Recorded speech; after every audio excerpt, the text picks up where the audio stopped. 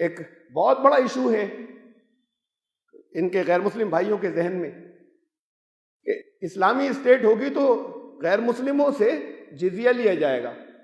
الگ ایک separate tax لیا جائے گا، ان کو حقیر بنا کے، چھوٹا بنا کے، 2 نمبر کے شہری بنا کے وہ ٹیکس دیں گے، مسلمان نہیں دیں گے۔ اس کا نام ہے جزیہ۔ جزیہ قرآن میں آیا ہے، ڈسٹارٹ کرتے ہیں قرآن کے قانون کو۔ جزیہ یہ نہیں ہے جسے یہ کہتے ہیں جو یہاں پر تغلق نے جاری کیا تھا۔ تغلق نے بہت سی چیزیں غلط جاری کی تھی، بہت سے لوگ اسے اپنا ہیرو بناتے ہیں۔ وہ جو بہت زیادہ مشہور ہیں مسلمان رولرز میں، جو بہت زیادہ مشہور ہیں کہ انہوں نے زیادتیاں کی، انہوں نے مندر توڑے، انہوں نے قتل عام کرائے، انہوں نے نہیں کرایا، یہ وہاں غلط فہمیاں ہیں، انہوں نے نہیں مندر توڑے۔ اورنگزیب نے 150 سے زیادہ کی لسٹ تو ایک بی این پانڈے صاحب جو تھے اتہاس کار، انہوں نے دی ہے، جو موجود ہیں آج، کہ ان کو جاگیر، جن کے فرمان موجود ہیں، جن کے پنڈتوں نے، جن کے مہنتوں نے کہا، ان کے کیپرز نے، ان کی کمیٹیز نے کہا کہ ہاں اس کو جاگیر اورنگزیب نے دی تھی۔ اور پھر ایک لسٹ میں نے دی، کئی جگہ پر پیش کی، مجھ سے جب سوال کیا گیا، جو بہت بڑے بڑے مندر ہیں، ایسے میں نے 30 سے زیادہ مندروں کی لسٹ پیش کی، جو جہاں تیرتھ کے لیے جاتے ہیں، گاؤں کے چھوٹے چھوٹے مندر نہیں، جہاں تیرتھ یاترا کے لیے لوگ جاتے ہیں، وہ اتنے بڑے بڑے کم سے کم 30 مندر جو چلے آ رہے ہیں اس سے بھی پہلے سے، جب مسلمان یہاں پر آئے، جو اس سے اتنے پرانے ہیں، یا اس بیچ میں کبھی بنے جب یہ مسلم رولرز تھے، اور وہ آج تک موجود ہیں۔ وہ کیوں نہیں توڑے گئے سارے؟ دلی میں رہتے ہوئے لال قلعے کے سامنے جین ٹیمپل ہے، دگمبر جین ٹیمپل، سن 1707 کے اندر اورنگزیب کی سلطنت گئی یا انتقال ہوا، اور اس سے 40-50 سال پہلے وہ مندر بنا لال قلعے کے سامنے، آج بھی موجود ہے، اسے نہیں توڑوا دیا۔ اورنگزیب نے گولکنڈہ کی جامع مسجد بھی توڑوائی، اورنگزیب نے کچھ بہت سی اور بڑی بڑی مسجدیں بھی توڑوائیں، وہاں پہ اس کے خلاف سازشیں ہوتی تھیں، وہ توڑوائیں، تو وہ مسجدیں بھی ہیں اس لسٹ کے اندر۔ اور بہت بڑی تعداد میں، بہت بڑی، جس کی تعداد سینکڑوں میں ہے، جو یہاں کچھ لوگ بیٹھے ہوئے ہیں جنہوں نے اپنی آنکھوں سے دیکھا ہے، کیونکہ میں خود کئی مرتبہ گیا ہوں، چترکوٹ ہمارا اسٹال لگتا ہے وہاں پر، وہاں بالاجی کا مندر ہے، بہت بڑا بڑا لکھا ہوا ہے، وہاں باہر سے گلی میں سے نکلتے وقت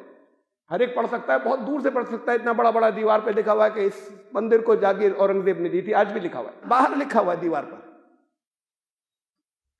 تو بات یہ ہے کہ ان پر تو الزام ہے، میں کسی کی صفائی نہیں دے رہا یہاں، اور وہ اس کو ہیرو بنایا ہوا ہے جس نے یہ قانون بنائے جو قرآن کے خلاف تھے، کہ جزیہ یہاں پر انہوں نے امپلیمنٹ کیا، اور بھی کچھ زیادتیاں کی، جو انصاف کے خلاف ہو وہ زیادتی ہے، چاہے وہ کتنا ہی اپنے آپ کو پوز کرے کہ میں اچھا مسلمان ہوں۔ جزیہ یہاں پر اس نے امپلیمنٹ کیا، یہ جزیہ ایسے نہیں ہوتا، اسے جزیہ کا بالکل غلط ایک کانسیپٹ سب جگہ پر پھیلا ہے۔ اگر جنگ ہو رہی ہے، سورہ توبہ کے اندر جزیہ کا لفظ آیا ایک جگہ، نے کہا کہ تب ان سے پھر جنگ کرو، یہ اللہ اور یوم آخر پر ایمان نہیں رکھتے، ان سے جنگ کرنا کنٹیکسٹ ہے اس کا، پورا چلا آ رہا ہے سورہ توبہ کے شروع سے، ان لوگوں نے جنہوں نے تم سے معاہدے کیے، جنگ ہر ایک سے نہیں کی جا سکتی، جنگ کی 3 شرطیں ہیں جو صاف طور پہ قرآن نے دی ہیں، ورنہ سشستر سنگرش یا آرمڈ اسٹرگل یا حملہ کرنا یا جنگ کرنا، یا یہ صرف 3 موقعوں پہ ہو سکتا ہے، کوئی چوتھی پرستھتی ہے ہی نہیں جس میں اجازت ہو۔ اسلام پھیلانے کے لیے جنگ کی اجازت نہیں ہے، اسلامی اسٹیٹ بڑھانے کے لیے جنگ کی حملے کرنے کی اجازت نہیں ہے۔ کوئی حملہ کرے، ڈیفنس کرنا سورہ حج میں ہے، میں مختصر کر رہا ہوں چونکہ بہت مرتبہ بتا چکا ہوں۔ کسی جگہ لارج اسکیل پر ظلم ہو رہا ہو، کسی کمیونٹی کو دبایا جا رہا ہو، بہت بے پناہ ظلم ہو رہا ہو، چیخ رہے ہو، چلا رہے ہو، کوئی مدد کو نہیں آتا، قرآن کہتا ہے تمہیں کیا ہو گیا ہے کہ نہیں جاتے ان کی مدد کے لیے؟ یہ ہے فی سبیل اللہ جہاد، جاؤ ان سے لڑو، ظالموں سے۔ ایسے کیس میں ہوگا، سورہ نساء میں ہے آیت نمبر 75 میں آیت نہیں پڑھ رہا وقت کی وجہ سے۔ اور تیسری کنڈیشن یہ سورہ توبہ میں آئی ہے کہ جب کسی کے ساتھ میں ایگریمنٹ ہو اور وہ ایگریمنٹ ون سائیڈڈ توڑ دے، بریچ آف ایگریمنٹ کرے، سندھی توڑے کوئی، اسے قرآن نے بہت سیریس بات مانا ہے۔ اب تو پتہ نہیں کب کب دغا دیں گے، تو وہ پھر اگر ایسی پرستھتی ہو، ایسے حالات ہو کہ تم لڑ سکو تو حملہ بھی کرو، لڑو بھی ان پہ اور ان کو ختم کرو۔ یہ سورہ توبہ میں ان کا بیان چل رہا ہے، اس میں درمیان کی کچھ آیتوں کے بعد جا کر یہ کہا کہ ان سے جنگ کرو، اب یہاں تفصیل نہیں کن سے، وہ اوپر سے آیا ہے، ان سے لڑو اور جنگ کرو، اور جب تک یہ جزیہ نہیں دیں اور تمہارے انڈر میں ماتحت ہو کے نہیں رہے تب تک جنگ جاری رکھنا، یا آر پار کی جنگ کرنا، جزیہ دینا مان لے تو مان لینا۔ اب میں اس کے پریکٹیکل انسیڈنسز بتاؤں رسول اللہ صلی اللہ علیہ وسلم کی، حضور صلی اللہ علیہ وسلم کی زندگی میں جزیہ دیا گیا اور جزیہ لیا گیا، اسے دیکھ لیجئے کیا تھا۔ ایک جنگ تبوک کہلاتی ہے، جنگ نہیں ہوئی اس میں، غزوہ تبوک۔ بائزنٹائن امپائر یا رومن امپائر جو اس وقت کی سپر پاور تھی، اطلاع یہ تھی کہ یہ حملہ کی تیاری کر رہے ہیں، تو پریمپٹ کیا، یعنی بجائے اس کے کہ وہ اپنی تیاری کے ساتھ میں اچانک کوئی دعویٰ بول دیں جس وقت ان کو اندازہ نہیں ہے ہم پہنچ جائیں۔ یہاں سے 600 کلومیٹر پیدل لوگ ایک فوج پہنچی مدینے سے، 600 کلومیٹر پیدل چل گئی، تو بہت کم تھی ان کے مقابلے میں، اور پھر اتنے لمبے سفر کر کے گئی تھی وہاں کی گرمی میں، پیدل ڈیزرٹ کے اندر۔ بارڈر پر جا کر انہوں نے انکیمپ کیا، اپنا پڑاؤ ڈالا، حملہ نہیں کر دیا۔ حملہ کرنے کی اجازت نہیں ہے بغیر نوٹس کے اور اطلاع کے اور بغیر ٹائم دیے ہوئے، خالی نوٹس دے کے بھی حملہ نہیں کر سکتے، قرآن منع کرتا ہے۔ انتظار کرتے رہے، ان کو اطلاع ملی، وہ لڑنے کے لیے نہیں آئے، 20 دن وہاں رکے۔ اس بیچ میں بہت سے چھوٹے چھوٹے جو قبیلے تھے جن کے ان سے معاہدے یا ایگریمنٹ تھے، جو ان کے پروٹیکشن میں تھے رومن امپائر کے، وہ آگے کانٹیکٹ کرتے رہے، کچھ تھے انہوں نے کانٹیکٹ کیا، اپنا ایک امیج بہت اونچی بنی کہ وہ لوگ لڑنے کے لیے نہیں آئے جو سپر پاور ہے، ان سے دھاک بھی بنی، ایک مورل وکٹری ہوئی، واپس آئے۔ اس بیچ میں بہت سے قبیلوں سے ایگریمنٹ ہوئے، کچھ کو خود اپروچ کیا، کچھ آئے اور انہوں نے ان سے کہا، ان کی ایک سپریمیسی بنی۔ بیسیکلی یہ عرب تھے، بائزنٹائنس ان کے پروٹیکشن میں تھے، رومی حکومت کے، تو انہوں نے ان کو پسند کیا، ان سے معاہدے کیے بہت سے۔ اس میں 3 قبیلوں کا نام تو ابن ہشام نے اپنی تاریخ میں دیا ہے۔ وہ 3 قبیلے جو تھے، وہ ایک ایلا تھا، ایک جاربا تھا ایک قبیلہ، ایک ایزیا تھا۔ ان قبیلوں کے لوگ آئے، آنے کے بعد انہوں نے ایگریمنٹس کیے۔ وہ ایگریمنٹ لکھا ہوا ایک تاریخ کے اندر ہمیں ملتا ہے، ایک ایگریمنٹ کہ آج سے ہمارا تمہارا معاہدہ ہے، تمہارے یہاں کے سارے لوگ بالکل محفوظ رہیں گے، چاہے تمہارے لوگ شام میں رہتے ہوں، سیریا میں، چاہے یمن میں رہتے ہوں، کتنی دور ہیں، اور چاہے وہ مصر میں رہتے ہوں، سی روٹ سمندر کے راستے آئے جائیں، چاہے خشکی کے راستے آئے جائیں، ہر طریقے سے ان کی، یہ نہیں کہ ہم حملہ نہیں کریں گے، ان پر کوئی دوسرا بھی حملہ نہیں کرے گا، ہم ذمہ داری لیتے ہیں، ہم ان کی حفاظت کریں گے۔ وہ خود آئے تھے یہ قبیلے، اور انہوں نے ایگریمنٹ کیے اور کہا اس کے بدلے، چونکہ وہ ان کے پروٹیکشن میں تھے، تو وہ لوگ تھے جن سے جنگ جائز تھی، وہ جن سے جنگ کی شرطیں پوری ہوتی ہیں، جن سے ان کے ایگریمنٹ ہوں، ان کے حلیف ہوں، ان سے بھی وہی رول ہوتے ہیں، جنگ ان سے بھی جائز ہوتی ہے۔ وہ آئے، انہوں نے ان سے ایگریمنٹ کر لیے، ان سے اپنا ناتا توڑا اور کہا ہم آپ کو جزیہ دیں گے، ٹیکس دیں گے۔ ٹیکس مقرر ہوا مثلاً 30,000 دینار۔ ایلا قبیلے کے بارے میں ہمیں ملتا ہے، اس کا جو چیف تھا، یہ ریڈ سی، دریائے احمر، یہ ریڈ سی کے کنارے کی بستی تھی۔ ان کے پرانے تعلقات ان سے تھے رومنس کے ساتھ میں، تو اس لحاظ سے ان کے بھی دشمن ہوئے۔ اس قانون کے حساب سے ان پر بھی حملہ کیا جا سکتا تھا، جنگ کی جا سکتی تھی، لیکن چھوٹے چھوٹے کسی قبیلوں پر حملہ نہیں کیا۔ پھر بھی انہوں نے پسند یہ کیا کہ ہم ان کے پروٹیکشن میں رہنا چاہتے، تو وہ خود ملنے آئے۔ ان کا چیف سیریا شام میں رہتا تھا، وہ ملنے کے لیے آیا۔ وہ جب ملنے کے لیے آیا تو رسول اللہ صلی اللہ علیہ وسلم کے پاس ایگریمنٹ لکھا گیا، یہ ایگریمنٹ ہمیں ہسٹری میں ملتا ہے، یہ ایگریمنٹ کیا ہر طریقے سے تمہاری سرکشا، حفاظت کی ذمہ داری ہماری،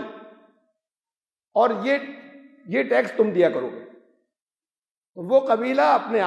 آپ کو ہمیشہ فری محسوس کرے، اپنے آپ کو سیف محسوس کرے، اس کے لوگ دنیا کے دوسرے علاقوں کے اندر ہیں وہ بھی سیف ہو جائیں۔ اس کے بدلے انہوں نے 30,000 دینار دینا طے کیے۔ یہ ایگریمنٹ لکھا گیا، انہوں نے ایک سفید ٹٹو تھا، خچر، وہ پریزنٹ کیا رسول اللہ صلی اللہ علیہ وسلم کو، وائٹ۔ ان کا جو لیڈر آیا تھا اس کا نام تھا یوحنا۔ رسول اللہ صلی اللہ علیہ وسلم نے ان کو گفٹ دیے۔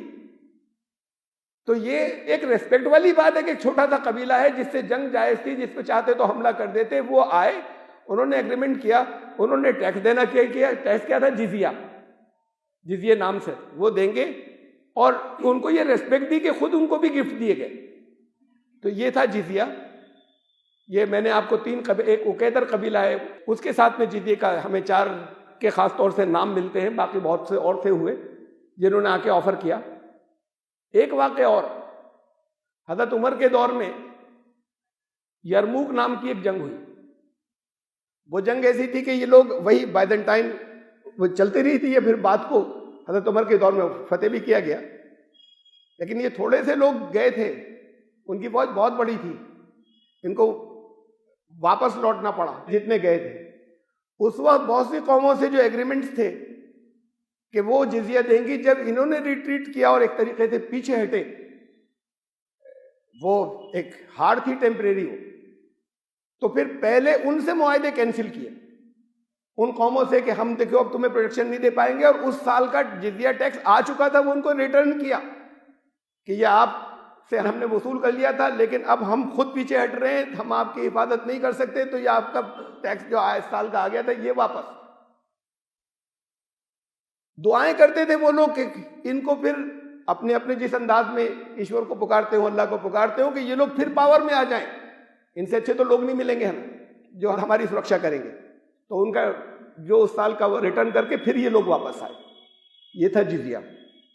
جزیہ اسے نہیں کہتے کہ ایک اسلامی اسٹیٹ ہو وہاں نان مسلم ہو کہ نان مسلم ٹیکس دیں گے، یہ ذرا ذلیل ہو کر رہیں گے، یہ نمبر 2 کے شہری ہیں اور یہ جزیہ دیا کریں گے، مسلمان نہیں دیں گے۔ اپنی حکومت کے نان مسلمس کے اوپر جزیہ نہیں ہے،